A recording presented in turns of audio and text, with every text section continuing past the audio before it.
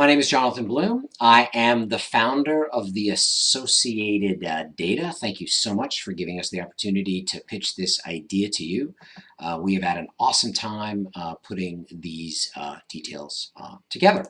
That's for very good reason. We're coming out of a terrific period. I've been lucky enough to spend 18 months writing a book on what works when humans deal with lots of data. And guess what we learned? Guess what I learned?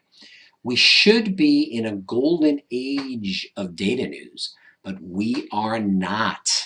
In fact, data journalism is drowning in a rising tide of information age problems. These are issues it is not solving. It's really pretty amazing. First of all, the biggest problem is semi-structured data. That is awesome data sets. I mean, there's never been greater information. This is unemployment statistics that we broke out here. All these links are live. You can check them out for yourself in the deck that is attached. But each is just inconsistent enough to be hard for newsrooms to use. Turned out to be a pretty serious problem. Once data is structured, newsrooms face a messy data toolbox. Lots of awesome tools. Esri, BeyondCorp, Tableau, Caspio, there are many, many others. But when you try to use them, they take just long enough to learn to use where they are hard for newsrooms to take advantage of. They really are. What we really found to be amazing is there are a few best practices. Lots of awesome data journalists. Oh my heavens, these amazing, mostly young men and women are doing incredible work, but they do it just differently enough to make it hard for newsrooms to learn from each other. So there really is no standard way, and this results in the poor guy, the DIY data journalist.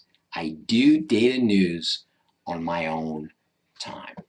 And if you rely on excess capacity to tell stories, guess what happens? You don't get enough stories. I mean, here these things are. We have our problems. There are more of them. But there's definite friction in data newsrooms now to get these stories told. And we really feel that the public is not being served. I know that might sound like we're being a bummer, but we're really trying to be a solution here. And that's just what we feel is happening. Let's take a look at this diagrammatically. We can update the proven Associated Press model for data news.